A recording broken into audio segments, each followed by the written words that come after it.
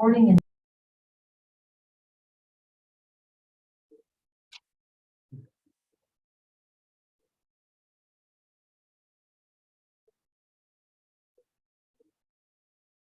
¿Listo? Buenos días.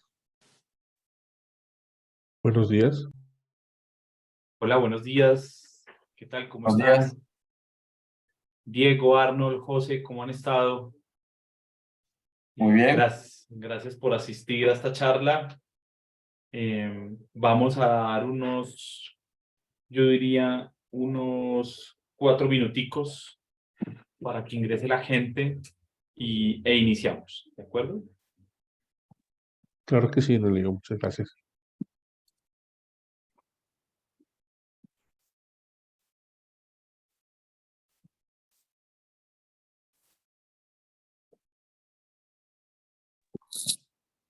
Juan Pablo, Hola, Andrew. ¿bien? ¿Mejor? Te escucho muy bien. Sí, señor. Vale, vamos haciendo.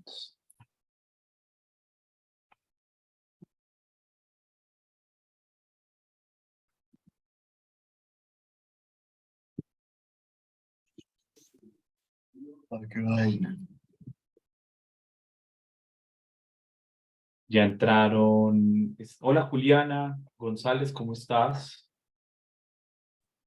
Buenas tardes, Juan Pablo, ¿cómo vas? Muy bien, ¿y vos? Bien, bien. Ah, bueno, me alegra. Empezamos en 3 minuticos.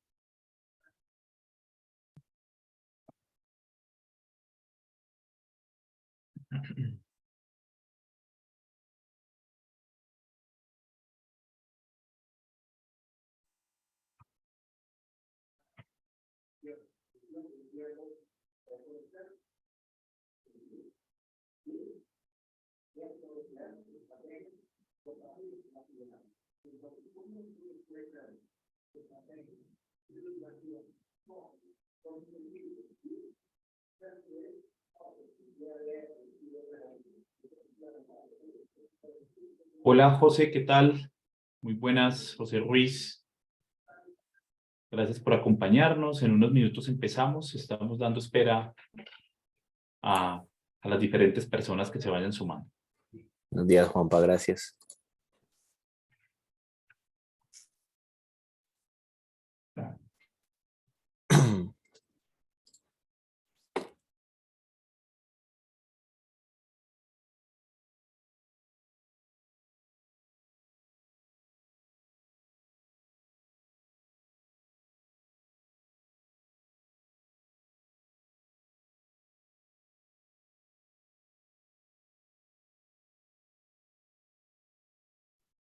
Víctor, buenos días. Los Víctors, Camacho y Rojas, gracias por asistir. Andrés, Buenos días. ya vamos empezando en unos minutos. Estamos dando un poco de espacio para empezar. Sí, gracias. Buenos días a todos. Hola, uy, ese acento es de nuestros hermanos mexicanos, Así es, México. que hoy se juegan la clasificación. Sí, sí, es correcto. Hoy juegan.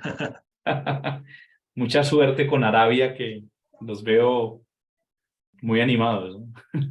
Sí, gracias. Y bueno, esperemos poder ganar.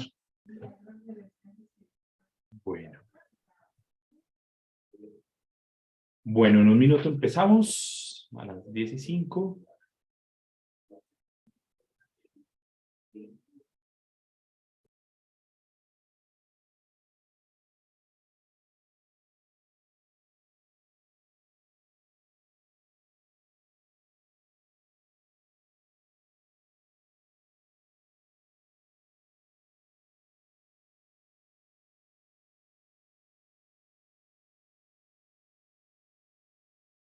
Bueno, buenos días para todos. Por el respeto de su tiempo, pues vamos a ir dando inicio. Antes que nada, agradecerles mucho su espacio, su tiempo en época mundialista, donde la productividad baja, para aquellos que les gusta el fútbol. El objetivo de esta charla es hablar del roadmap de integración, hacia dónde va la integración, qué estamos haciendo en ASIS, qué vemos que se viene. Y para esta charla, pues, de alguna manera hemos traído a Andrés San Pedro, especialista en integración, con muchos años ya, tanto de cliente como desde consultoría. Andrés, pues, ha estado en diferentes organizaciones, nos ha acompañado a nosotros en la gerencia técnica e innovación. Y pues, por la audiencia que hemos visto, pues vamos también a hacer ciertas profundizaciones técnicas. La idea es que esto les aporte valor, que se vean reflejados de alguna manera casuísticas que ustedes tienen en sus compañías. La idea es que esto sea una charla más bien interactiva, que ustedes puedan comentarnos sus experiencias, que nos puedan hacer preguntas y que sea valor para todos. Considero que si hacemos preguntas, pues es valor, enriquecemos la charla, ¿sí? Mi nombre es Juan Pablo Cuartas, para los que no me conocen, soy el gerente comercial y de marketing de Asís Consultores. Esta charla no va a ser comercial, no les voy a aburrir aquí con temas comerciales, más bien vamos a hablar de cosas de mucho valor, en términos prácticos, de casuísticas, etcétera. Nuestro incentivo también es crear comunidad. Para los que están, contarles que nosotros tenemos un foro técnico que estamos, digamos, que construimos hace poco y que vamos a hacer un lanzamiento formal iniciando el año que viene, con el objetivo de eso, de crear comunidad técnica, que nos podamos conocer, que nos podamos ayudar en los ejercicios de empresa de cada uno. Entonces, nada, yo seré un moderador, será una charla con Andrés. Andrew, si te puedes presentar, por favor, la audiencia, te lo agradezco. Hola Juan Pablo, bueno, muy buenos días para ti y para todos los que nos acompañan el día de hoy. Pues, agradecidos de que ingresen a estos espacios y podamos compartir un poco de conceptos técnicos alrededor de algo que se conoce hace un par de años hacia acá como la integración ágil, ¿no? Como esa evolución del modelo de integración tradicional que durante muchos años conocimos a un nuevo paradigma, que ni siquiera es un upgrade ni es una migración, es un nuevo paradigma que conocemos como integración ágil. Entonces vamos a hablar un ratito alrededor de ese tema, algo de evolución y pues lo que está pasando hoy, lo que muy seguramente va a pasar en el 2023 alrededor de este tema. Ok. Entonces nada, bienvenidos todos. Bueno, pues, Andrew, la gente no entiende bien este paradigma de integración ágil. Yo no sé si es como ese concepto de transformación digital, ¿no? Suena un poco gaseoso. Para eso sería interesante que hablásemos un poco de cómo han evolucionado las arquitecturas de hace unos años para acá, ¿no? Yo creo que sería un primer contexto importante para ir definiendo qué es integración, qué es este nuevo paradigma, al menos en términos arquitectónicos, ¿no? Vale, digamos que el mundo de la tecnología está cargada de palabras raras y de frases raras, ¿no? Incluso nuestra presentación empieza no con integración ágil, sino en inglés, ¿no? Agile Integration. Probablemente se escucha más bonito. Mucha gente a veces asocia esto con modas, ¿no? Y a través de la historia de la tecnología, que probablemente tendrá unos 40 años, apenas 50 años, se han hablado de muchas cosas en este modelo de evolución. Y sí, pues se puede decir que ha habido muchas modas en algún momento, ha habido muchos frameworks, ha habido muchos métodos, ha habido muchos marcos y cada día salen más, ¿no? Cada día uno escucha hablar de algo nuevo, de algo diferente. Que tiene pues obviamente también mucho que ver con la velocidad de la obsolescencia tecnológica, ¿no? Hace unos 15 años, los que somos viejitos en tecnología, hace unos 15 años, un ERP podía durar instalado 10 años, 15 años perfectamente y no pasaba nada, ¿no? Hoy un ERP, un CRM, un WMS, cualquier cosa de esas que no esté evolucionando constantemente, probablemente en 2, 3 años ya queda obsoleto desde el punto de vista tecnológico, de ley, de evolución y demás. Y a la integración no le podía pasar, pues no podía quedar, digamos, al margen de esa evolución. Y ese concepto de integración ha evolucionado muy pegado de las arquitecturas. Esta gráfica a mí me encanta porque es supremamente resumida y muestra cómo 3 grandes momentos, digamos, que esta evolución de modelos de paradigmas de arquitectura, ¿no? durante muchos años, en los años 90, en los años incluso 2000, hablábamos de los famosos monolíticos. A mí me encanta esa frase presoática o la etapa monolítica, donde todo pues estaba metido en un gran aplicativo, donde era muy común encontrar el famoso cliente-servidor, donde yo para ejecutar o desplegar una nueva actualización de algo tenía que poner un gran punto exe, o de pronto un gran punto yar, todo eso. Y la integración, digamos que no existía mucho, no estaba muy evolucionada, y lo que se conocía como integración era muy seguramente exportar archivos en disquetes o en cintas que alguien llevaba de un lado a otro, ¿verdad? Y que cargaba manualmente en una aplicación. Y todo cambio, pues, tenía que tener una predicción muy anticipada, porque todo el mundo tenía que estar muy de acuerdo en la forma en que los datos se comunicaban, ¿no? O sea, si yo alteraba la estructura de un archivo plano sin contarle a quién lo recibía, pues muy seguramente iba a tener muchísimos problemas con esa capacidad de intercambiar información en ese momento, ¿no? Por ahí en los años 2000 se evoluciona a lo que se conoce como el SOA, que son esas arquitecturas orientadas a servicio. Y aquí hablamos un poquito del SOA tradicional, donde yo empiezo a construir de pronto mis sistemas de información con alguna estrategia de separación por capas, o empiezo a definir por unidades de negocio, por capacidades de negocio, y empiezo a tener de pronto componentes que se comportan un poquito más autónomos, que yo de pronto puedo desplegar independientemente, y la integración empieza, digamos que también a verse beneficiada en cuanto a que yo ya empiezo a tener una comunicación de pronto con otros sistemas, y yo ya empiezo a poder exponer capacidades de negocio únicas, capacidades de negocios independiente, bajo ese pensamiento que yo debo de ver mi sistema de información como un servicio, ¿sí? Que alguien más puede aprovechar, o que yo pueda aprovechar el servicio que alguien más me está ofreciendo, me están exponiendo desde el punto de vista tecnológico. Entonces nace por allá los primeros XMLs, el intercambio de archivos se vuelve mucho más digital, ya no probablemente no lo necesito llevar en una cinta o en un disquete, sino lo pongo en un FTP o lo transmito a través de algún canal digital o electrónico, y la integración empieza a digitalizarse, a volverse un poco más en línea. Y cuando nacen estos primeros protocolos como los protocolos SOA, pues claramente la integración se vuelve mucho más en línea. Yo tengo la capacidad de exponer algo claramente basado en un contrato, ¿sí? Que alguien tenía que conocer previamente para poder consumir algo que yo exponía, un servicio que yo exponía a través de ese contrato definido, ¿no? Entonces ahí digamos que todos debían de estar coordinados con los otros, ¿sí? Bajo un diseño que era muy general. Yo exponía un servicio, alguien bajaba ese que conocíamos como el famoso WSDL, entendía muy bien cómo era el request, cómo era el response, cómo hacía la petición, que esperaba que me respondieran, o cómo exponía algo, y cuando alguien me consumía, yo cómo tenía que responderle, ¿verdad?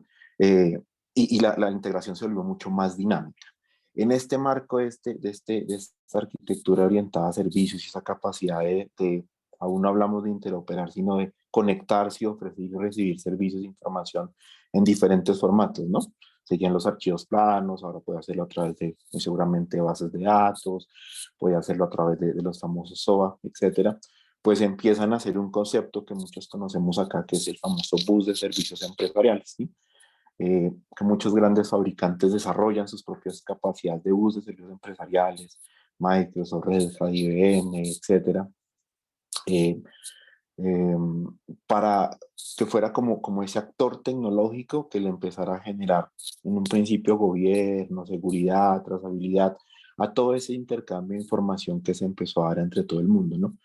Los que vivimos ese mundo de la integración antes de tener esa capa media de bus, hablábamos de que la integración era como un gran espagueti, ¿no? Yo no sabía muchas veces en grandes organizaciones quién realmente estaba consumiendo una integración, y yo de pronto le hacía un cambio que no estaba, como dice la gráfica, debidamente coordinado con todos, pues probablemente 2, 3, 5, 10 aplicaciones dejaban de responder adecuadamente a ese servicio, ¿no? Pero digamos que fue un avance arquitectónico muy importante, esa concepción, ese pensamiento SOA, donde yo exponía, consumía servicios bajo unos contratos adecuados. ¿Listo?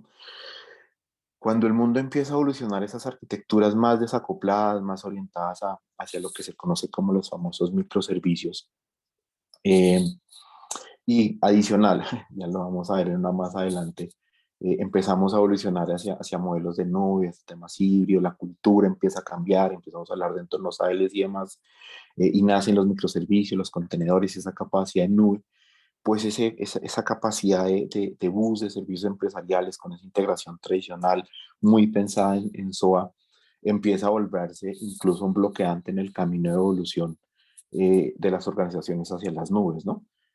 Era complejo mantener un gobierno, un control, un seguimiento, una seguridad basado en un elemento de software como un bus de servicios empresariales que vive on-premise, ¿no? Que vivía obligatoriamente, tenía que vivir en on-premise.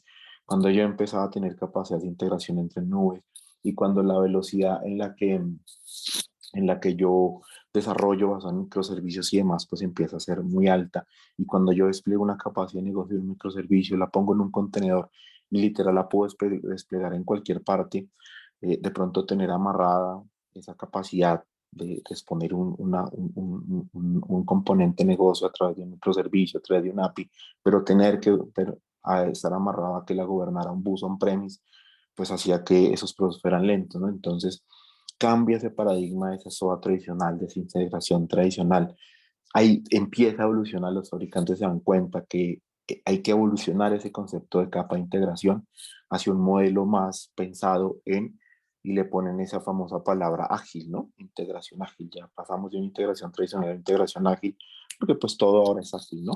La cultura, la forma en que yo desarrollo, la forma en que yo despliego, la velocidad con la que yo despliegue un contenedor, la velocidad en que yo me repongo de una caída con un contenedor en segundos, diferente a como estábamos acostumbrados en minutos o horas en las data centers tradicionales, en los entornos virtualizados.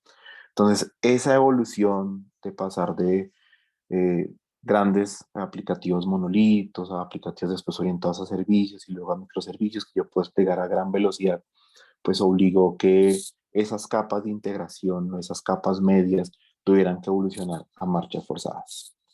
Entonces, Juanpa, eso es un poco como la historia de lo que vino pasando en esta evolución de estos modelos arquitectónicos y esta forma en que yo desarrollo despliego.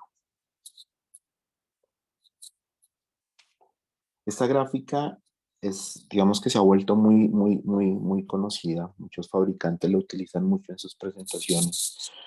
Muestra un poco cómo la integración debe evolucionar, o esas capas medias deben de evolucionar al mismo ritmo que evolucionan esos conceptos, ¿no? En la parte de arriba, digamos que vemos como las organizaciones tradicionales hace muchos años o hace algunos años generaban valor muy seguramente en meses y años, ¿no? Entonces, modelos de desarrollo en cascada, aplicativos muy monolíticos, todo muy centrado en servidores físicos, virtuales y claramente pues desplegando en entornos de sus data center, ¿no? Cada una de esas líneas, de esas 4 líneas, pues han evolucionado mucho, ¿no? Primero nació el modelo ágil, luego nace Devo, luego DevSecOps. Ahora mismo, digamos que una organización que aún se mantenga en un modelo muy tradicional de desarrollo, pues pierde competitividad, pierde muchísimo su velocidad de respuesta ante los cambios del medio ambiente y demás, ¿no?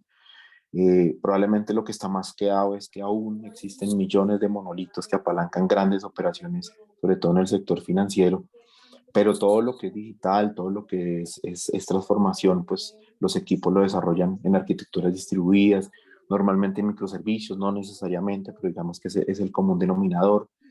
Eh, Aunque la capacidad de virtualización es muy grande en el mundo, obviamente aún existe mucha gente virtualizando, el evolucionar a microservicios y el tener esos modelos de desarrollo ágil hacen que sí o sí yo tenga que, o vea un muy buen camino, no tenga que, sino vea un muy buen camino, desplegar esas capacidades de negocio encapsuladas en un microservicio en contenedores, por lo mismo, por la resiliencia, por la real escalabilidad, por esa necesidad de acoplar en mínimas unidades, etcétera. Y el mejor sitio donde puedo ir un contenedor es muy seguramente en una nube, no necesariamente queriendo decir que tiene que ser en una nube pública, en un Amazon, en un Azure, etcétera, sino que yo puedo tener estrategias híbridas, puedo tener mis estrategias de nubes privadas, de nubes públicas, etcétera. Señor. No, te iba a decir, Andrew, que en este ejercicio nuestro, que conocemos tantos clientes, nos damos cuenta que a nuestros clientes no tienen una vía clara para ir hacia este escenario. Muchas veces el escenario es mixto, ¿sí? Y creo que hay un gap para generar criterios y tomar decisiones en relación a qué nube, qué aplicativos llevamos, cómo vivimos en esa transición hacia la nube, en ese mix, en esa arquitectura híbrida, cuál va a ser la manera de vivir. Y uno podría también aquí añadir una columna que sea cultura, ¿no? En términos de esas competencias de las personas, ¿no? ¿Qué dirías que son las claves para llevar esta transición correctamente? Yo creo que la arquitectura está volviendo a tomar un papel muy relevante en las organizaciones. Cuando arrancó este modelo de agilismo, esta cultura ágil, hubo muchas organizaciones que lo malinterpretaron, ¿no?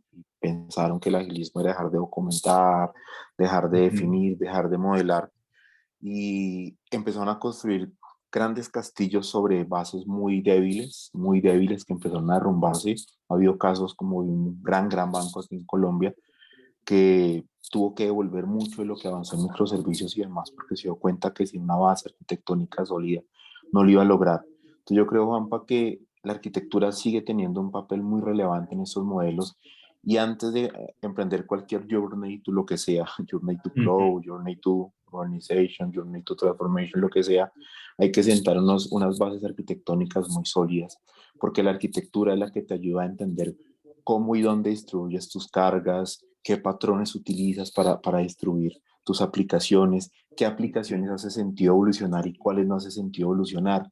Si tú tienes, no sé, un gran monolito, un gran sistema, un gran ERP, no sé, un gran sistema contable que tiene su on-premise, que tiene una capacidad de cómputo muy grande, y tú decides que hay que llevarlo a la nube porque sí, lo que te estás llevando es un gran problema, o estás complejizando ese problema, ¿no? Porque ya no es solamente con administrarlo en tu mundo on-premise, sino llevar una carga exagerada que probablemente va a tener un consumo muy alto de nube y demás. Entonces no vas a tener ROI, vas a poner en un problema a tus equipos de infraestructura de operaciones, le vas a poner una capa adicional de complejidad a la administración, que es administrar un mundo cloud, vas a tener muy seguramente problemas de canal llevando y trayendo grandes volúmenes de información.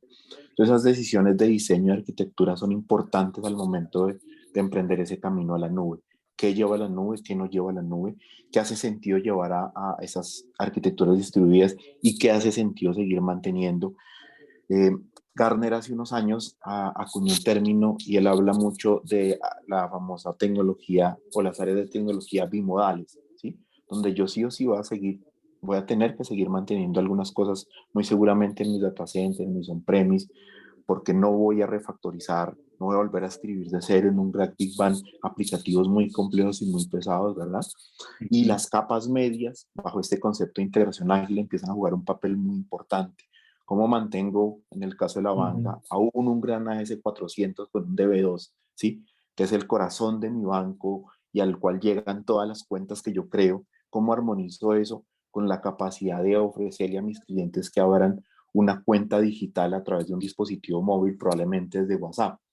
¿Cómo pongo digamos que, cómo armonizo esos dos mundos, ¿no? Una capacidad digital totalmente orientada a un dispositivo móvil que muy seguramente vive en la nube, pero que necesita una capacidad de negocio que aún está probablemente en una S400, en miniseries, y la capa media juega ahí, ¿no? Entonces, ¿cómo logro que a través de APIs, a través de capacidad de integración modernas, a través de eventos, llevar información a esa DB2, a ese 400, o extraer información tan ágil y tan veloz que una persona que esté interactuando con un celular no vea un delay, no vea un tiempo? Pues la arquitectura es importante, entender muy bien qué capacidades dejo on-premise, qué capacidad realmente llevo a la nube, y cuando empiezo a construir capacidades digitales, cómo comunico de una manera muy eficiente esa capacidad digital que claramente nace cloud native, ¿no? con esa infraestructura o esa tecnología tradicional que me sigue apalancando muy seguramente el corazón de mi negocio. Esas son como tres de las claves importantes para entender cómo son esos journey, cómo son esos viajes y hasta dónde hace sentido llevarte. Yo he visto también que nuestros clientes son bombardeados con una cantidad de información, entonces viene un vendor de una nube X, por no decir ningún nombre, y te vende un camino, viene otro vendor y te vende otro. Creo que también es importante de alguna manera estar acompañado con especialistas que de alguna manera tengan un carácter agnóstico y que estén muy alineados a las capacidades de ustedes, ¿sí? A sus ejes estratégicos, porque de las cosas importantes acá en este nuevo paradigma que estamos charlando acá, ¿sí? Es que de alguna manera definitivamente las capacidades tecnológicas tienen que estar tremendamente conectadas con negocio, ¿sí? Tremendamente conectadas. Pues cuando tú despliegas en días, semanas y no en años, pues uno tiene que estar muy enfocado en entender esos ejes estratégicos para entonces definir qué tecnología, cuál es el roadmap que de alguna manera ustedes pueden seguir, y por eso considero que no hay un roadmap único para sectores o para una compañía. El roadmap dependerá de cada uno de ustedes. Yo no sé si alguien nos quiere compartir en este punto, alguien quiere decir algo, alguien nos quiere compartir una experiencia, eh, alguna pregunta hasta acá de lo que hemos charlado. Sí, yo quiero hacer una pregunta. Es una pregunta, no, realmente no tengo mucho para compartir. Sí.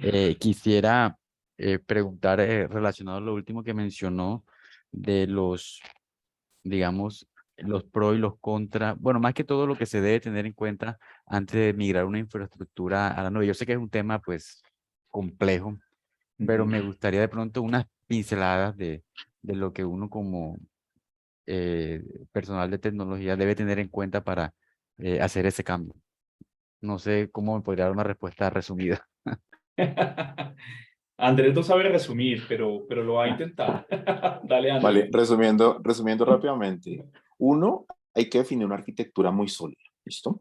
No es una moda, no es simplemente decirle al área financiera, necesito tantos miles de dólares porque es que voy a comprar un espacio en la nube, porque es que voy a desplegar allá en un modelo IaaS unas máquinas y voy a llevar el ERP para allá, porque simplemente estaríamos complejizando el proceso.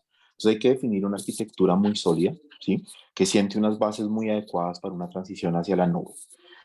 Hay que definir un modelo de gobierno que nos ayude a entender qué llevamos a nube y qué dejamos on-premise, qué construimos en microservicios o en arquitecturas distribuidas y qué probablemente construimos en arquitecturas más tradicionales como un patrón vista controlador, algo así. Eh, ¿Qué cargas llevamos? Qué cargas no llevamos? ¿Verdad? O sea, qué bases de datos llevamos, qué bases de datos dejamos on-premise.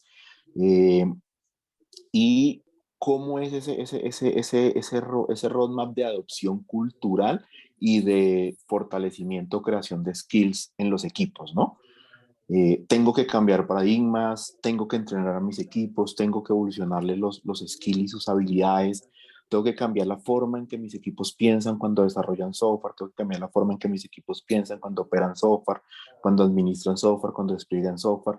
Entonces, hay esfuerzos de arquitectura, hay esfuerzos de gobierno, hay esfuerzos de entrenamiento y hay un esfuerzo importante de cambio cultural. Y hablando financieramente, que Juan Pablo es el experto acá, ¿cómo monto un ROI para que ese esfuerzo de llevarla a la nube se represente en un retorno de inversión importante, ¿no? Hace poco hablábamos con un cliente bancario y el presidente del banco nos decía, venga, ¿y cuántas máquinas voy a pagar on-premise y cuánta plata me va a ahorrar on-premise cuando vaya a la nube? Y claro, el equipo se vio a gatas para responderle que probablemente el primer año no iba a pasar eso, los primeros 2 años no iba a pasar eso, porque íbamos a necesitar mantener los dos mundos activos. Entonces el presidente del banco dice, pero entonces voy a duplicar mi inversión, o sea, ya no solamente va a tener que pagar por máquinas, on-premise y todo lo que pasa, sino aparte de todo por nube. Entonces el ROI tiene que ser muy claro, el modelo financiero tiene que ser muy claro para que sea sostenible y no pase que en un año alguien diga, oiga, pero es que venga, seguimos en las mismas, yo no veo, los usuarios se siguen quedando por lo mismo, yo veo ahora un doble pago, venga, devolvámonos porque eso no tiene sentido. Entonces yo creo que es eso, amigo, resumido en 4 cosas: arquitectura, gobierno, cultura y educación, y un modelo financiero adecuado. Yo añadiría que es importante, de alguna manera, en esta estrategia de la nube, que seas de alguna manera portable, que seas agnóstico a las nubes.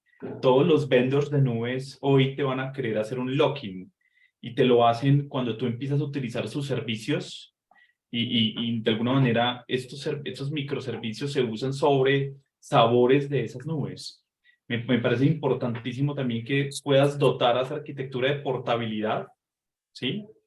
Con ese enfoque financiero, porque al final estos contratos que se hacen con los vendors de los servicios en nube, gestionados, SaaS, etcétera, pues suelen ser anuales, los cambios están supeditados a los fabricantes y en esa proyección financiera pues tienes que también generarlo, ¿sí?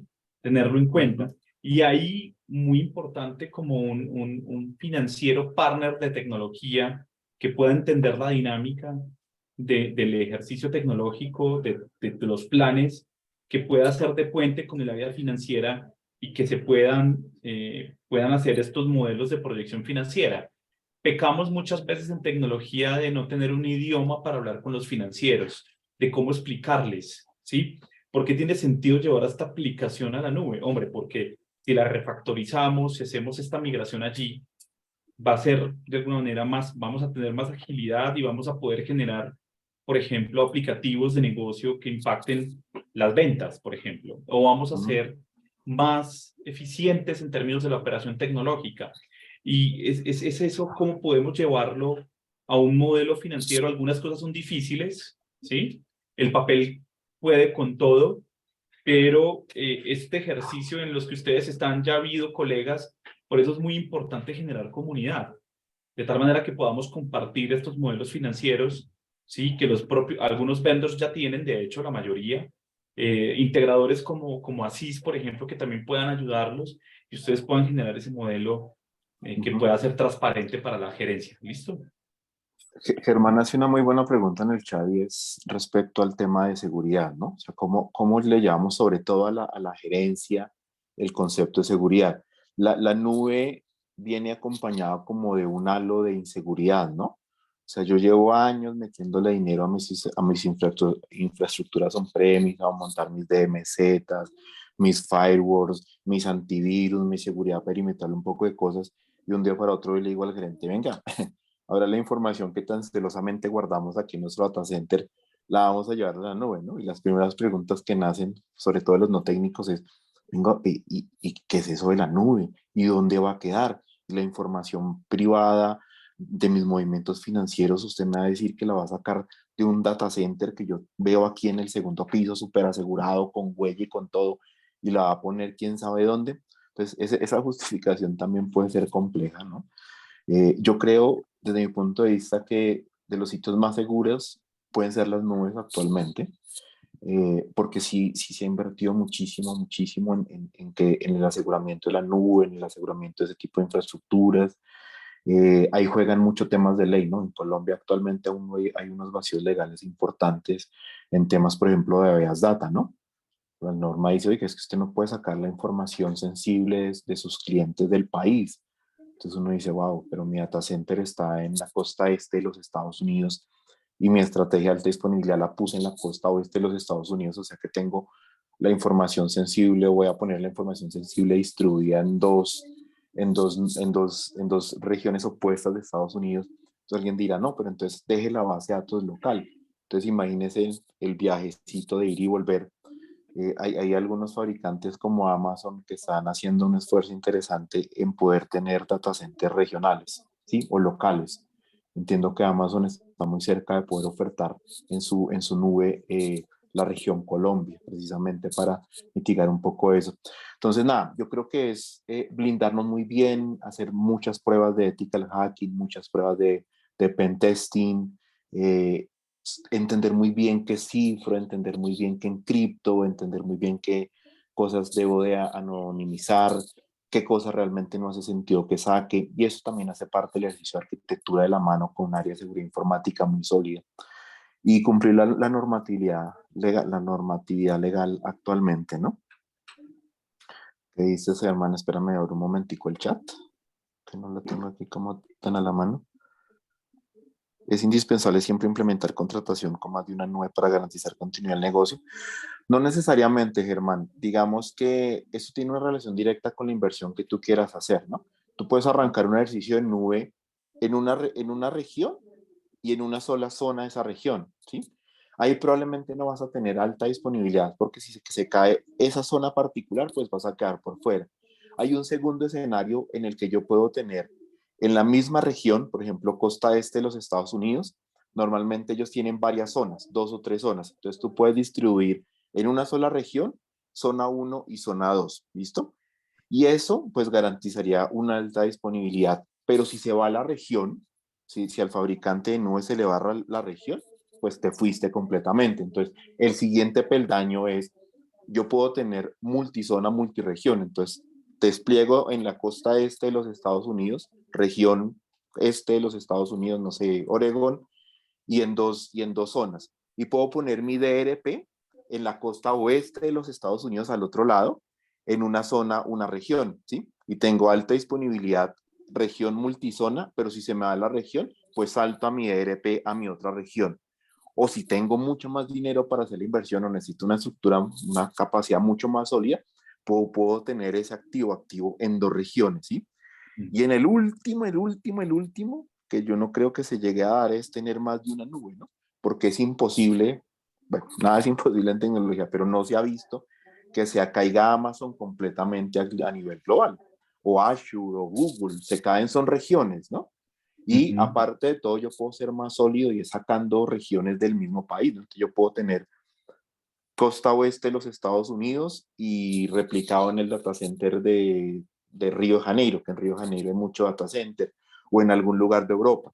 La única consideración ahí es mi latencia, ¿no? Yo normalmente le pego a la costa oeste porque estoy más cerquita, pero si quiero replicarlo a Europa, pues voy a tener algo de latencia, pero me va a garantizar ser muy imbatible, muy, muy imbatible.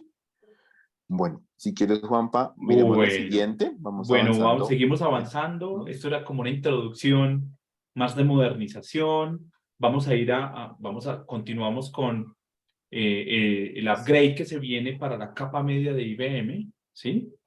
Y vamos a empezar a introducirnos ya al tema de integración ágil y vamos a hablar de unos casos específicos que hemos vivido aquí en Asís y ahí vamos abriendo la charla. Gracias por los que participaron, esa es la idea. Les agradecemos muchísimo. Bueno, pues en términos de tiempo hacia donde está, digamos, esta capacidad de IBM, pues un poco lo ven allí, ¿no? El año pasado ya, de alguna manera, el año pasado no, hoy en abril, este año, perdón, en abril, el bus de IBM, el bus versión 10, pues salió de soporte, ¿sí? Por aquí tenemos de alguna manera el soporte que se espera para la versión 11 y ya entendemos todo lo que es el ACE 12 que va, digamos, hasta 2026, ¿sí? No sé, Andrew, si puedas aquí profundizar sobre evoluciones y aquí funcionalidades nuevas de esta evolución. Vale, digamos que la demanda de integración se está disparando en el mundo, ¿no? O sea, uno en sus entornos tradicionales estaba muy acostumbrado a que integraba sus aplicaciones al interior, ¿no? Entonces la nómina con la facturación, o el CRM con el no sé qué, o el WMS con el no sé qué, o una muy típica, mi sistema de post, de caja, de ventas con mi contabilidad o con mi sistema de inventarios. Pero, y esas eran las integraciones que uno veía, ¿no? Entonces uno veía una organización que tenía 200, 300 integraciones y ya. Y de cuando en cuando con algún externo, ¿no? Con mi proveedor para mandarle por ahí un archivo EDI, o de pronto con mi banco para hacer un despliegue de nómina, los 15 y los 30. Pero en este momento, los últimos 2 años, la integración se está disparando hartísimo por varias razones. Uno, pues la velocidad con la que hay adopción de modelos SaaS, ¿no? O sea, el SaaS está, digamos que, es una tendencia muy grande y todo el mundo quiere llevar cosas a SaaS, ¿no? El tema de inteligencia artificial dispara mucho la demanda, ¿no? Porque la inteligencia artificial necesita estar todo el tiempo sacando y sacando y sacando datos de diferentes lugares, ¿no? Entonces yo tengo que garantizar cómo llevo de manera segura información a mi data lake, a mis sistemas de explotación de datos, a mis sistemas de inteligencia artificial. Otra cosa que explota mucho la integración es la automatización de los negocios, el business automation, temas de RPA, de BPMs y demás.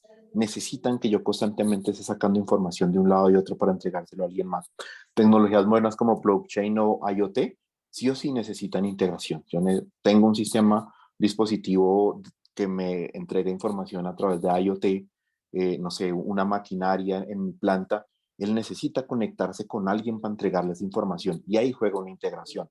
Lo que decía Juan Pablo hace un segundo, la construcción de ecosistemas de partner. Cuando hablamos de Open Banking, cuando hablamos de interoperabilidad en el sector salud, estamos diciendo que la integración juega un papel fundamental ahí, porque yo necesito exponer y consumir con todo mi ecosistema en el momento que yo lo necesite.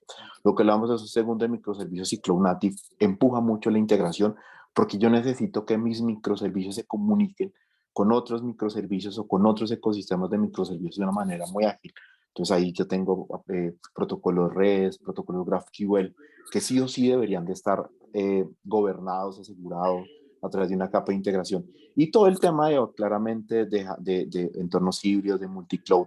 Entonces eso hace que la integración sea cada vez más requerida, que cada vez tenga más necesidad de integración y que esta evolución de la integración y este cambio de paradigma se haga muy rápido. Entonces, uno que encuentra en estos componentes o proyectos modernos o capas de integración modernas, uno, esa capacidad, ya la vamos a ver más adelante, esa capacidad que sea multihíbrida, que sea con arquitecturas muy de grano fino, que yo pueda poner en cualquier lugar. Hoy ¿qué encontramos? Arquitecturas monolíticas con un despliegue centralizado.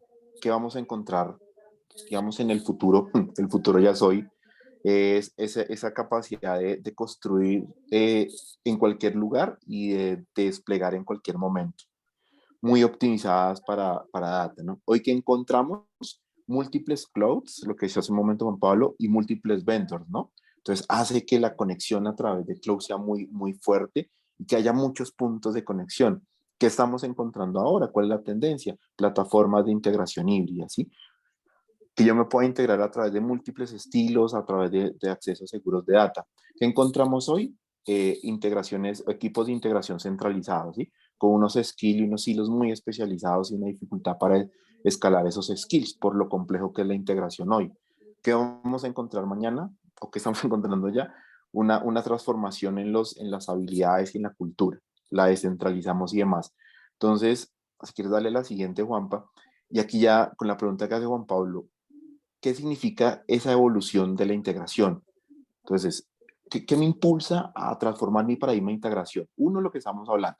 Eso sí que esos ecosistemas totalmente integrados, ¿sí? SaaS por todo lado, yo ya no me conecto con aplicativos que están en mi data center, sino me empiezo a conectar con aplicativos que pueden estar en cualquier momento, en cualquier lugar. Dos, la experiencia digital, ¿no? Sí o sí yo tengo que ser digital hoy, mi negocio tiene que ser digital, porque cada vez más mis clientes y mis consumidores son nativos digitales. Entonces, esa experiencia digital hace que tenga que tener integración ahí en el centro. Esa necesidad de tener una visibilidad totalmente completa de mi negocio, ¿listo? De entender cómo se mueve el cliente y su dato de principio a fin, ¿listo? ¿Cómo logro entender el tránsito de mi negocio de inicio a fin? ¿Qué sucede con cada dato que va pasando en cada componente de mi negocio? ¿Cómo se comporta mi cliente desde que llega por primera vez a mi tienda, a mi negocio, hasta que logro una venta? Esa visibilidad completa del dato, del flujo de mi negocio, de los inconvenientes que tengo, hace que tenga que tener todo integrado y con información en tiempo real. Y eso nos da el componente bajo, el acceso a datos. ¿Cómo creo APIs en todo momento para que pueda conectarme a ecosistemas, para poder consumir datos de otros ecosistemas o exponer datos de otros ecosistemas que me generen valor? ¿Cómo empiezo a monetizar el dato? ¿Cómo empiezo a monetizar la información? ¿Y cómo exploto la información mía y de otros entornos? Claramente, el tener capacidad de integración que pueda llevar a cualquier momento y a cualquier lugar, a cualquier nube, en cualquier entorno, sobre cualquier plataforma, me ayuda en mi estrategia de modernización.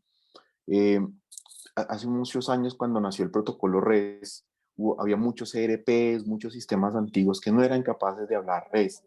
Y hubo muchos problemas y la comunicación se volvió muy difícil porque yo conocía particularmente muchos ERPs muy grandes, muy tradicionales, hablamos de grandes fabricantes como Oracle, como SAP, que solamente tenían la capacidad de exponer o consumir servicios OAP, pero ya todo el mundo empezaba a exponer y a consumir redes, y eso hacía que la modernización y la velocidad de poder consumir y exponer nuevas capacidades fuera muy lenta en esas organizaciones porque estaban muy apegados a modelos muy tradicionales. Y por último, la automatización de tareas, ¿sí? Cómo esas nuevas capacidades de integración me ayudan a automatizar tareas en mi proceso, ¿vale? Y eso nos da a la siguiente diapositiva, y es el concepto ya de fondo de que realmente es integración ágil, ¿listo? Entonces, cuando hablamos de integración ágil, hablamos de que tenemos que repensar la forma en que yo pienso, entiendo la integración. Y ojo que aquí estamos siendo totalmente agnósticos a fabricante, ¿no? Entonces, lo primero, yo tengo como tres grandes retos en este cambio de paradigma de integración. Lo primero tiene que ver con personas y procesos. ¿Cómo yo puedo mejorar la velocidad con la que desarrollo mis capacidades de integración? Y eso cómo me ayuda a acelerar mi innovación. Entonces viene el concepto de la agilidad en el desarrollo. ¿Cómo logro un desarrollo ágil? Luego viene un segundo reto que tiene que ver con la arquitectura. ¿Cómo yo puedo mejorar la independencia en la forma en que yo construyo las integraciones, ¿sí?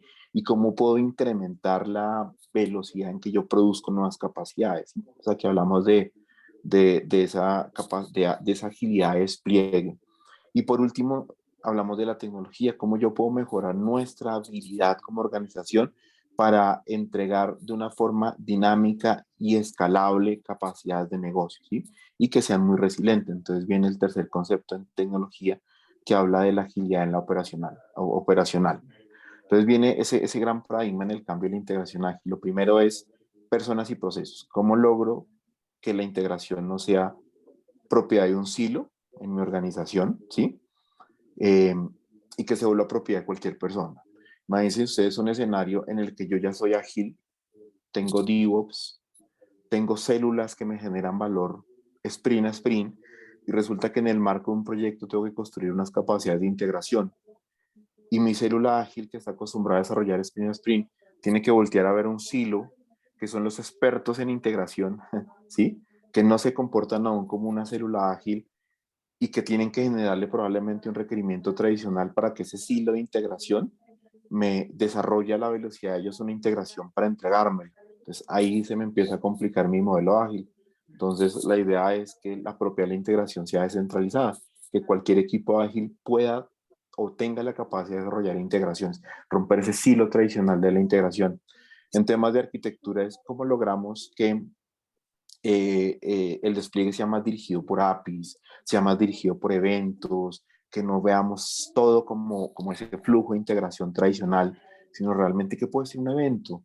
Si yo tengo una aplicación digital que necesita calcular cuando el cliente le da un clic porque necesita traer un menú, eso de verdad debería ser un gran servicio que yo tenga que construir, un contrato que haga un rico, es que vaya por allá una base de datos, traiga algo, o eso puede ser un evento, ¿sí? En un método, no sé, probablemente basado en Kafka, que haga que esa información me la recupere rápidamente, ¿sí?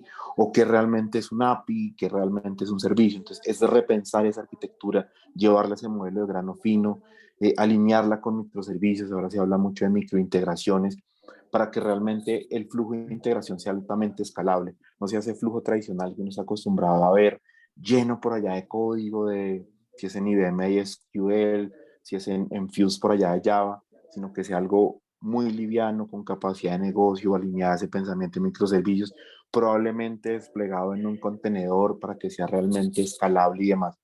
Y por último, la tecnología. Hablábamos hace un rato, el bus tradicional me estaba obligando a que yo desplegara mi capacidad de integración en un entorno on-premise. Y no significaba coger un bus y llevarle un modelo IaaS a una nube porque pues, era trasladar el problema.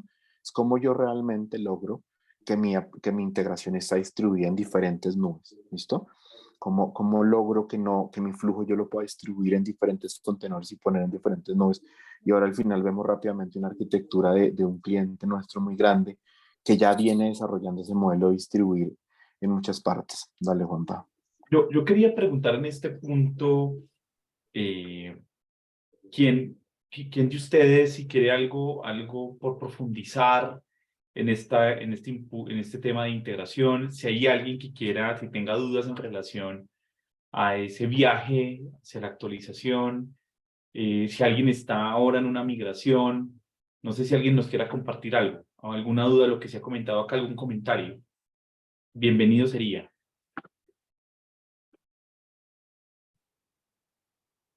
¿No? Bueno, Sí, nos paran. de pronto yo tendría una inquietud. Digamos que dentro de ese proceso de transformación o ese journey to cloud de los servicios que uno pueda llegar a tener a nivel de bus, ¿qué tanto esfuerzo se llega a hacer o se debería tener que hacer para poder llegar a tener esa, digamos, como ese tipo de patrones ya montados en nube?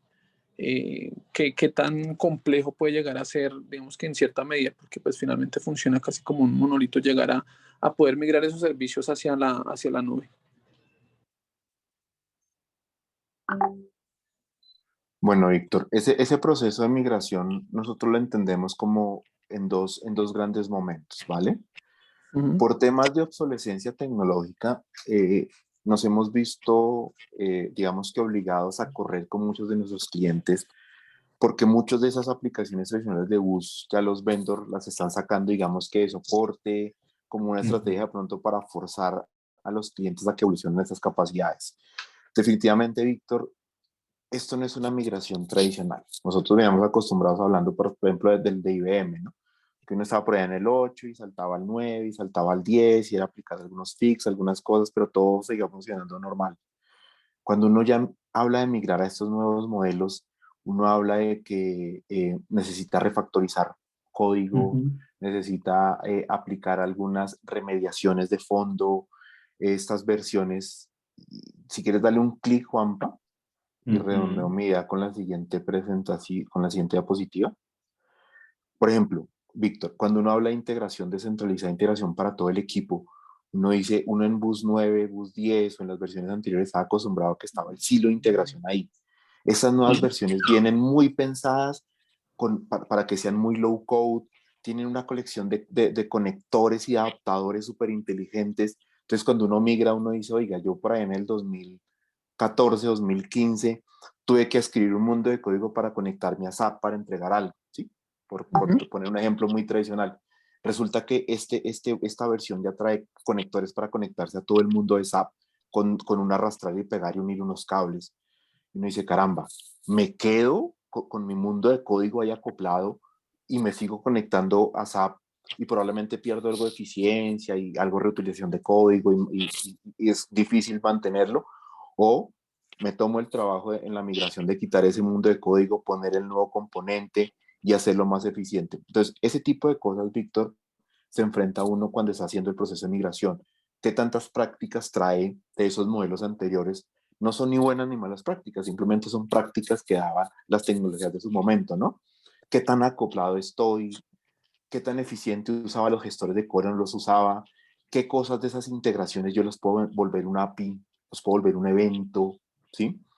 ¿Y qué decisiones al momento de migrar tomo? Entonces nosotros lo vemos en dos momentos. Uno, por temas de obsolescencia tecnológica y que están saliendo de soporte esos productos, intentamos llevar a nuestros clientes en un proceso de migración muy rápida, resolviendo lo que sea imperativo resolver y los tendríamos en una versión soportada, en una versión moderna, etc.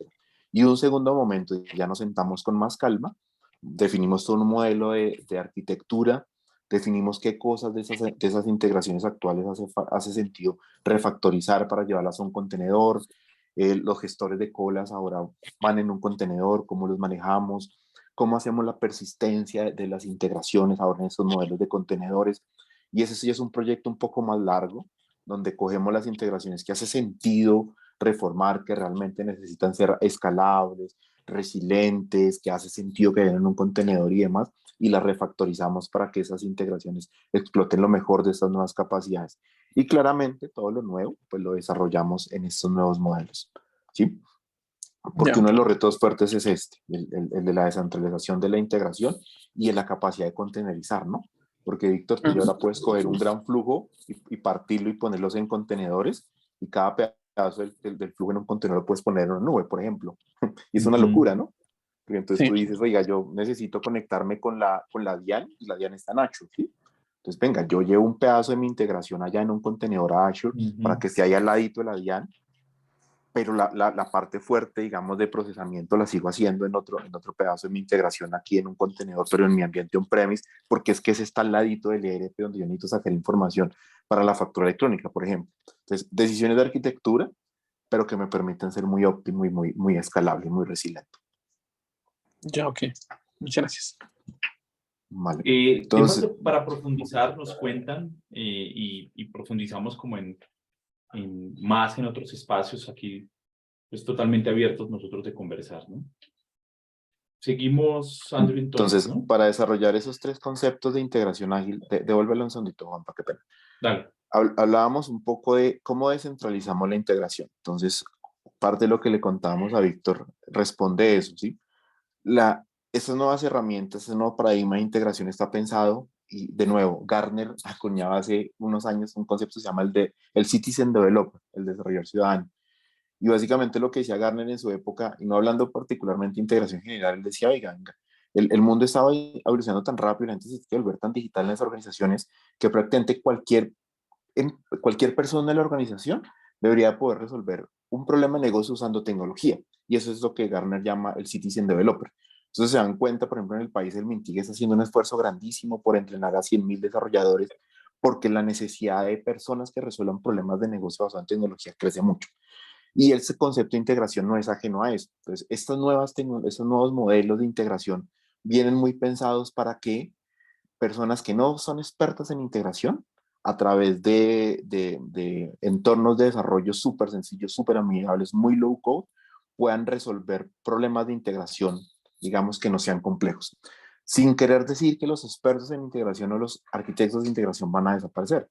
Claramente, ellos están pensados para resolver problemas mucho más complejos, que sí necesitan una idea de desarrollo mucho más complejo. Entonces, ese tema de descentralizar la integración está muy marcado en los fabricantes, ¿no? Es que tiene muchas herramientas para lograr cualquier cosa. Dale, Juanpa. El segundo concepto tiene que ver con el tema de la arquitectura, ¿sí?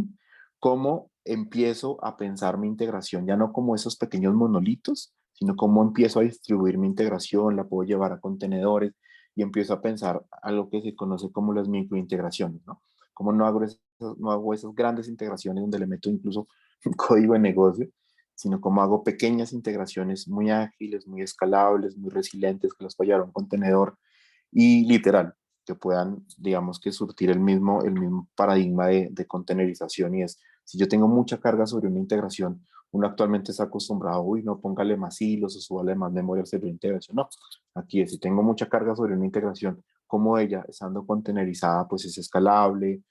Si una integración se cae, eh, ya no me tumba el resto, ya no tengo 100 integraciones metidas en un servidor de aplicación, sino tengo integraciones contenerizadas donde si una falla, pues el resto no pasa nada, ¿verdad? Y la velocidad que tiene el contenedor de volverse o de autorrepararse o volverse a desplegar rápidamente el sol. Entonces, en temas de arquitectura, es ese pensamiento de cómo hago la mínima unidad posible, cómo despliego en un contenedor y cómo realmente puedo distribuir esas capacidades en nube. Y ahí nos engancha con el tercer concepto, que es el de, bueno, y en arquitectura, para rondar un poquito, yo también cambio mucho la perspectiva de la integración, ¿no? Uno está acostumbrado a que todo es un flujo de integración, ¿verdad? Pero resulta que yo empiezo a entender que hay muchas cosas que pueden tener una perspectiva de API y muchas cosas que pueden tener una perspectiva de mensaje, ¿sí? De Kafka, de CB en streaming. Yo como realmente no necesito que todo sea un flujo de integración con un contrato REST, sino como muchas cosas pueden ser un mensaje, ¿no? Voy rápidamente a la base de datos, expongo un contexto y alguien me consume un mensaje sin ningún problema, y cuando cambia, pues simplemente cambia la forma en que me lo consumen y listo. Y eso nos lleva al tercer componente, que tiene que ver con tecnología. Vamos para la siguiente. Y es como yo empiezo a pensar en que puedo distribuir mi capacidad de integración en diferentes lugares, ¿no? Entonces, cuando yo la llevo a un contenedor, que es un estilo muy nativo de nube, puedo llevar esa integración a cualquier lugar, ¿no? Entonces, desarrollo más ágil, mejoro la productividad del equipo, yo ya despliego en un contenedor y voy llevando ese contenedor a través de un ciclo de integración continua hacia producción, y dentro de ese contenedor va mi capacidad de integración, es muy escalable, tiene lo que se llama, que me gusta mucho mencionar, la consistencia operativa, ¿no? Y es como yo logro en ese flujo saber que si algo falla, si tengo más carga, ese contenedor se autodestruye y se vuelve a crear o escala y me garantiza que mi operatividad es muy consistente, así que no se me va a romper porque una simple integración no manejó bien un timeout, por ejemplo, ¿no? O tuvo tanta carga que se le copó la capacidad de hilos y me la tumbó, o me saturó el gestor de colas, o esas cosas que a veces hacían que la operación no fuera tan consistente cuando pasaba por esas capas de integración. Aquí lo resuelvo mucho con ese tema de poder escalar basado en contenedores y demás, ¿no? Y por último, la portabilidad de los componentes, ¿sí? Si yo tengo una integración desplegada en un contenedor, pues yo la puedo poner donde el contenedor me ande, ¿no? Dale, Juanpa. Y en Y por cualquier nube, último, ¿no? y en cualquier nube. Sí, no quiero hablar mucho como de fabricante, pero, Ujú. por ejemplo, es muy común que yo pueda desplegar una capacidad de integración sobre un OpenShift, ¿listo? Y es lo que vamos a ver al final. Y donde yo tengo un OpenShift, pues puedo desplegar mi capacidad de integración sin ningún problema, ¿no?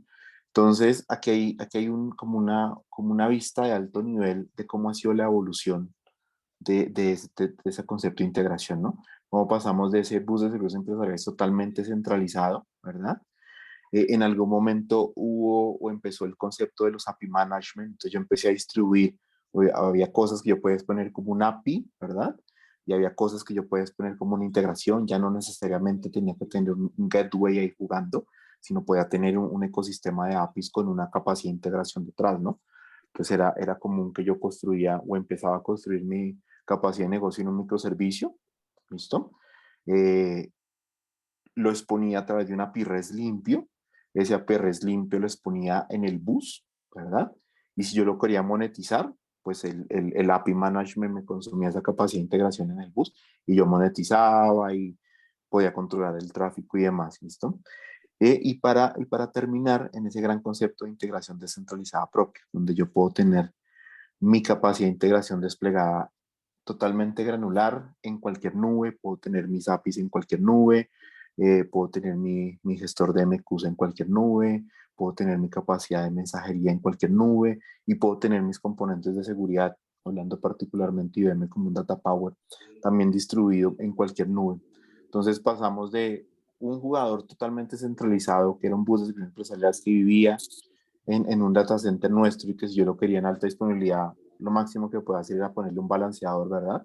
Para que a través de, no sé, de un round robin me distribuyera cargas, a tener una capacidad de integración, de apificación, de eventos y demás distribuida en cualquier nube, totalmente escalable, totalmente resiliente, obviamente muy segura y demás.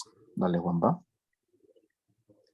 Ese es un gráfico de alto nivel de una instalación que desarrollamos para un cliente, particularmente de banca, donde tenemos, si ustedes se fijan, tenemos en las cajitas marcadas de gris capacidad de integración. Entonces tenemos API Connect, tenemos capacidad de bus, este App con Enterprise, tenemos capacidad de colas con ese MQ, tenemos capacidad de eventos, ¿sí? Con Event Stream. Con Event Streaming. Ujú. Cada una de esas cajitas grises es una capacidad de integración que está desplegada en diferentes sitios. Entonces, si ustedes se dan cuenta, la cajita gris que tiene más componentes, esa está desplegada en un proveedor de nube, ¿sí?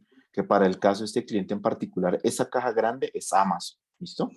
Y en Amazon se desplegó, digamos que la gran cantidad de componentes de integración. Ellos tienen otra segunda nube, que es la inferior derecha, ese segundo provider del cloud, que si se dan cuenta tiene una cajita gris más pequeña porque ya solamente está API Connect, la capacidad de App con Enterprise de integración y la capacidad de gestor de colas, ¿sí? Ese segundo provider es la nube de Oracle, sobre OSI. Todo un reto instalar allá sobre OSI, puro bare metal, muy chévere, muy divertido el ejercicio. Y si ven la cajita superior derecha, habla de Enterprise Network, y es que esa capacidad de integración se desplegó en su data center privado. ¿Listo?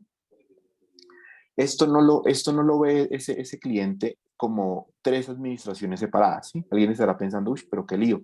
Ahora tienen que administrar una capacidad en on-premise y 2 capacidades en nubes. No, ellos lo ven como una sola consola, ¿sí? Como una sola gestión de administración unificada. Las cargas de Enqueue, las cargas de mensajería, las cargas de integración las distribuyen en la nube que más les interesa. Todo esto está corriendo sobre OpenShift. Será como que la única herramienta que nombraré hoy. Todo está corriendo sobre OpenShift. Entonces hay OpenShift en Amazon, hay OpenShift en su nube privada, en su data center, perdón, y hay OpenShift en Oracle. Y sobre OpenShift están desplegadas las capacidades de integración, lo que significa que una integración contenerizada yo la puedo desplegar en cualquiera de los 3 sitios sin ningún problema, ¿vale? ¿Contra qué se comunican? Contra sus soluciones de transferencia, sus MFTs. Tienen un MFT muy grande, que es Sterling. Entonces se comunica contra sus MFTs, se comunica contra sus aplicaciones, tanto las que tienen desplegadas en sus nubes de Amazon y de Oracle, como las que tienen on-premise, y claramente se comunican con el mundo, ¿no? Con sus clientes, se comunican con otros bancos, se comunican con sus proveedores y demás. Con un ejercicio de DevOps bien interesante, donde ya estamos logrando una capacidad de integración y despliegue continuo en estas nubes, ¿listo? Y con estas cajitas que ven aquí en la parte inferior izquierda, que garantizan todo el tema de seguridad, todo el tema de analítica, todo el tema de observabilidad y monitoreo, con una consola única de administración que les garantiza ver este entorno como uno solo. Entonces, ¿por qué queríamos mostrarles esta aplicación? Este diagrama, perdón. Porque aquí se ven muy bien como los 3 paradigmas de la integración ágil, ¿no? Tecnologías multinubes, totalmente distribuidas, containerizadas, resilientes, usando lo que necesitan, ¿sí? Cuando son eventos, cuando es Enqueue, cuando son APIs, ponen APIs, cuando es un flujo de integración normal, pues corre a través del app con Enterprise, con muchos equipos, ¿sí? Allá en ese cliente ya uno no ve un silo, porque imagínense un solo equipo de integración mantiene todo esto, sino las células, un día pueden estar fácilmente desarrollando un API, y al siguiente sprint probablemente estén haciendo un evento, que cuesta, claro, que hay un esfuerzo de entrenamiento fuerte, claro, que hay una inversión interesante, claro, porque es mantener varias nubes, pero que es un modelo imbatible. Para Germán, eso está distribuido multizona, multiregión, porque la idea es que esto pues tenga unos indicadores de disponibilidad increíblemente altos, porque aquí en juego, digamos que está mucho de la reputación y la marca de esta organización, entonces los indicadores son muy altos, van a ser muy altos. Entonces aquí se plasma todo lo que es este modelo de integración ágil en este modelo y en este cliente. Esa es la evolución, ¿no? Pasamos de probablemente un data center a poder distribuir esas capacidades en cualquier momento y en cualquier lugar. Dale, Juanpa. Bueno, nada, yo creo que aquí ya se nos viene alguna explicación ya detallada de unos temas muy de fabricante de IBM. Yo quisiera preguntar a la gente si tiene dudas, si tiene comentarios sobre este tema que acabamos de hablar, sobre otros que hablamos, consideraciones, peticiones, reclamos. Quisiéramos como escucharlos, a ver cómo podemos seguir aportando valor con este tipo de charlas.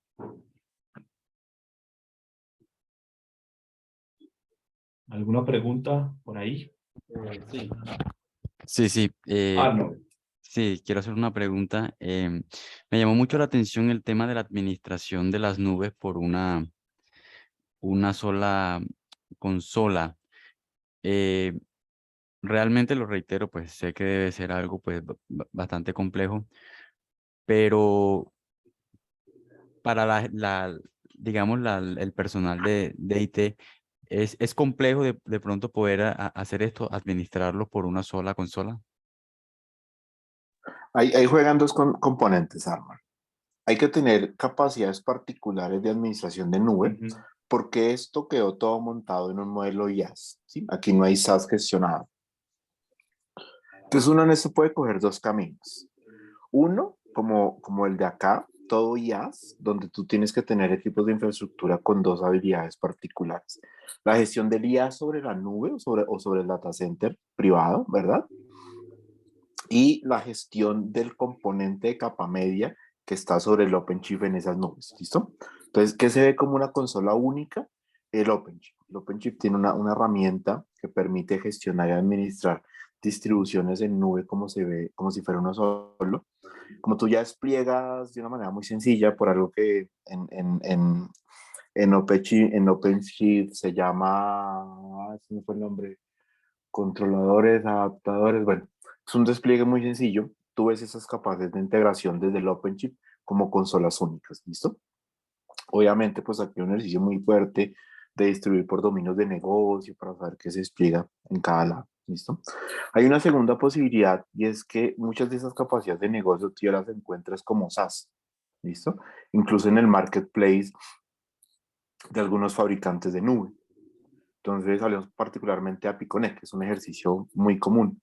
Tú puedes tener esta capacidad API-Connect gestionada como SaaS en la nube y el fabricante de la nube te gestiona y te administra eso. Y puedes distribuir esa capacidad de API, aunque esté gestionada en la nube, la puedes poner para gestionarla tú en tu data center. Entonces es otro modelo que es bien interesante. Puedes tener capacidades de gestión SaaS, pero también de autogestión en tu data center, distribuyendo, por ejemplo, en el caso del API-Connect, los API-Calls. Tú puedes decir, mire, yo compro, no sé, 500 millones de API-Calls y esas 400 millones los va a poner en la nube y gestiónemelo, señor Amazon o señor Azure. Y de los otros 100 millones de API-Call yo voy a tener mi instalación con mi infraestructura en mi data center, voy a desplegar mi API-Connect y esos 100 millones de API-Call los voy a consumir desde mi data center. Entonces pueden ser los dos modelos, ¿no? En el primero, cuando todo es IaaS, tienes que construir esas capacidades, ¿no? Gente que te sepa administrar la nube y gente que te sepa administrar el producto. Si es ese modelo gestionado, pues tendrás simplemente gente que sepa desarrollar muy bien para desplegar eso, ¿vale? Gracias. ¿Alguien más tiene preguntas, dudas? Bueno, pues agradecerles muchísimo su tiempo, su espacio, agradecerte, Andrew, a ti que nos acompañaste. Nosotros continuamos con esta dinámica de hablar de diferentes temas en Asis Talks. Por favor, les enviaremos de alguna manera una información relacionada con el evento que acabamos de hacer. Y nada, pues les agradecemos muchísimo. Voy a dejar por acá mi nombre y mi teléfono por si alguien se quiere contactar conmigo. Y nada, pues muchas gracias por darnos este tiempo y seguimos en contacto. Les agradecemos muchísimo. Un saludo para todos, cuídense mucho. Muchas gracias. Gracias. Muchas Muchas gracias. gracias. Muchas gracias. Feliz Hasta día. luego. Hasta luego. Chao, chao.